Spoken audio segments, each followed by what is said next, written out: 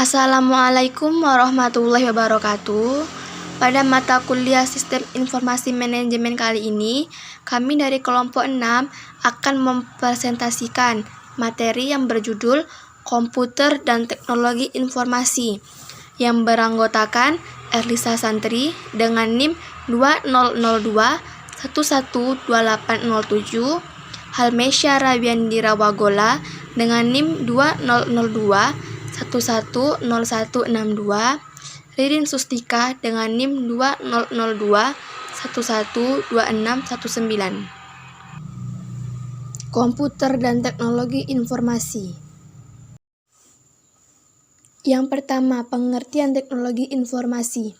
Teknologi informasi adalah suatu studi perencanaan, implementasi, pengembangan dukungan atau manajemen sistem informasi yang berbasis komputer, terutama pada aplikasi hardware atau perangkat keras dan software atau perangkat lunak komputer. Pengertian teknologi informasi atau TI menurut para ahli. Yang pertama, Hart dan Ken, 1996. Teknologi informasi adalah seperangkat alat yang membantu Anda bekerja dengan informasi dan melakukan tugas-tugas yang berhubungan dengan pemrosesan informasi.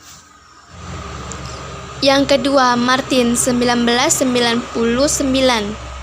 Teknologi informasi merupakan teknologi yang tidak hanya pada teknologi komputer, perangkat keras, dan perangkat lunak yang akan digunakan untuk pemrosesan dan menyimpan informasi, melainkan mencangkup teknologi komunikasi untuk mengirim atau menyebarluaskan informasi. Yang ketiga, Williams dan Sawyer, 2003. Teknologi informasi adalah teknologi yang menggabungkan komputasi atau komputer dengan jalur komunikasi kecepatan tinggi yang membawa data, suara, dan video. Yang keempat, Oxford English Dictionary atau OED. Teknologi informasi adalah hardware dan software dan bisa termasuk di dalamnya jaringan dan telekomunikasi yang biasanya dalam konteks bisnis dan usaha. Manfaat teknologi informasi atau TI. Yang pertama, pada bidang sains. Untuk meramalkan cuaca, meluncurkan satelit yang dapat dipantau dari bumi. Yang kedua, pada bidang teknik, dapat menciptakan aplikasi yang bisa digunakan untuk menggambar, merancang pola bagi arsitek dengan menggunakan aplikasi seperti AutoCAD, CorelDRAW, dan Mist Project. Yang ketiga, pada bidang ekonomi, untuk mempromosikan produk dan jasa yang ditawarkan melalui internet, misalnya informasi mengenai spesifikasi dan harga produk. Yang keempat, pada bidang bisnis, dengan telekonferensi, salah satu aplikasi yang digunakan oleh para pelaku bisnis untuk dapat terus memantau kegiatan bisnis. Yang kelima, bisnis administrasi umum, memudahkan dalam melakukan kegiatan administrasi yang dikerjakan dengan komputer sehingga menghemat waktu dan biaya. Yang keenam, bidang perbankan. Bank mengembangkan layanan dengan sistem internet, memudahkan transfer uang yang dapat dilakukan melalui komputer atau ponsel. Yang ketujuh, pada bidang pendidikan, dengan sistem pengajaran berbasis multimedia, menyajikan materi lebih menarik, tidak membosankan, dan memudahkan dalam proses belajarnya, seperti e-learning atau tanpa tatap muka. Yang kedelapan, bidang pemerintahan. Masyarakat lebih mudah mengetahui informasi dan peraturan-peraturan pemerintah melalui web atau situs pemerintahan. Yang kesembilan, pada bidang medis atau kesehatan, untuk menangani transaksi yang berhubungan dengan karyawan, dokter, perawat, dan pasien diterapkan pada peralatan-peralatan medis. Yang ke-10, dalam bidang industri atau manufaktur, yakni penggunaan mesin-mesin dengan sistem terkomputerisasi sehingga dapat memberi nilai tambah bagi perusahaan dalam hal 3E, yaitu ekonomi, efisien, dan efektif. Yang ke-11, bidang transportasi. Dalam bidang ini kita telah mengenal yang namanya GPS atau Global Positioning System. Dengan GPS, kita dapat dengan mudah melacak lokasi atau posisi secara instan, kecepatan, dan informasi waktu di semua tempat di muka bumi setiap saat dalam kondisi apapun. Yang ke-12, bidang pertahanan dan keamanan.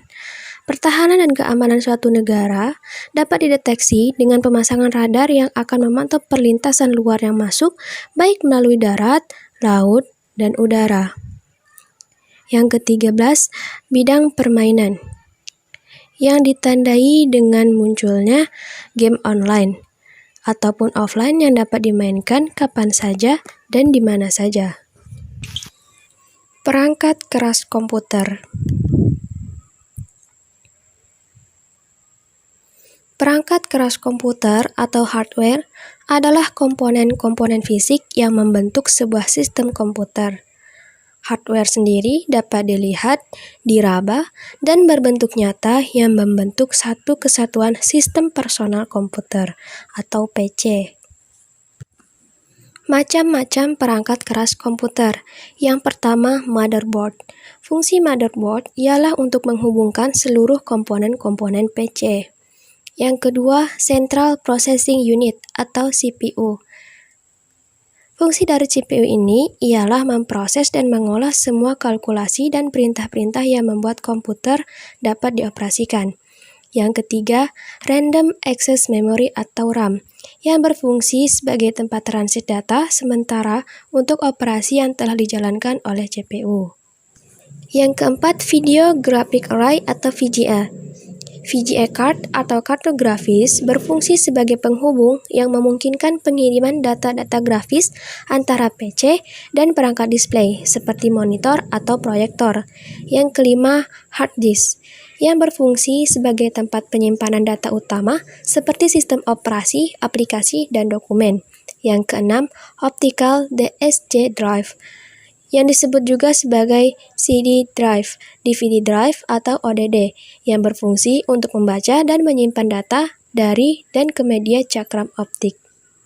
Yang ketujuh, Power Supply Unit atau PSU, yang berfungsi sebagai mengkonversi dan menyalurkan energi listrik dari outlet sumber PLN ke bentuk energi listrik.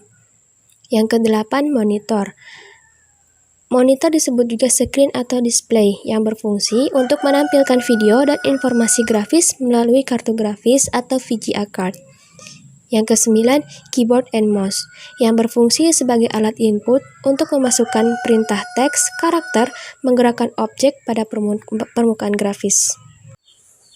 Yang ke-10, Uninterruptible Power Supply atau UPS, atau disebut juga sebagai baterai cadangan.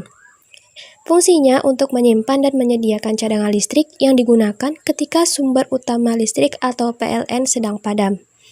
Yang ke-11, printer dan scanner. Fungsi printer untuk mencetak dokumen elektronik baik berbentuk teks maupun grafis dengan media cetak kertasnya. Sedangkan scanner untuk memindai input data dari luar komputer ke dalam bentuk elektronik. Yang ke-12, speaker. Fungsinya sebagai alat output yang mengeluarkan bunyi dari komputer sendiri. Yang ke-13, sound card atau kartu suara. Fungsinya sebagai penghubung antara komputer dan alat output audio. Yang ke-14, modem. Fungsinya untuk menghubungkan komputer ke internet. Dan yang terakhir ke-15, LAN card. Fungsinya sebagai penghubung komputer dalam suatu jaringan. Sejarah perkembangan komputer. Komputer generasi pertama. Perangkat komputer yang pertama kali dikembangkan adalah komputer untuk desain pesawat dan peluru kendali. Ilmuwan yang menggagas konsep pengembangan tersebut adalah Konrad Zuse, seorang insinyur asal Jerman. Kemudian, pada pertengahan 1940-an, komputer tersebut mengalami perkembangan lebih lanjut yang dilakukan oleh John von Neumann. Komputer generasi kedua adalah transistor, alat canggih yang dapat memaksimalkan kinerja komputer dengan ukuran yang sangat kecil. Penemuan ini mempengaruhi perkembangan komputer pada generasi kedua. Pada 1960-an, para ilmuwan mencoba menggarap komputer generasi kedua. Komputer generasi ketiga. Seorang ilmuwan bernama Jack Billy pada 1958, ia menciptakan komponen yang lebih canggih dibandingkan transistor yang membuat komputer cepat panas tadi. yakni IC atau Integrated Circuit. Chip kecil yang mampu menampung banyak komponen menjadi satu. Dengan begitu, ukuran komputer menjadi lebih kecil. Selain itu, pada komputer generasi ketiga juga lebih cepat di sektor sistem operasi dan mampu menjalankan beberapa program secara bersamaan. Komputer generasi keempat. Pada generasi ini, komputer yang menggunakan chip IC kemudian dikembangkan lagi. Perusahaan Very Large Scale Integration mencoba melakukan pengembangan tersebut pada 1980-an. Hasilnya, satu chip tunggal dapat menampung ribuan komponen. Komputer generasi kelima. Komputer generasi kelima adalah yang saat ini tengah dilakukan oleh berbagai vendor elektronik. Komputer generasi kelima sering disebut sebagai komputer generasi masa depan. Di antaranya adalah munculnya smartphone, tablet, phablet, netbook, ultrabook, dan lain-lain. Perkembangan selanjutnya adalah perangkat komputer yang dapat dijalankan tanpa harus menggunakan kontak fisik atau menyentuhnya, tetapi menggunakan otak. Terima kasih. Wassalamualaikum warahmatullahi wabarakatuh.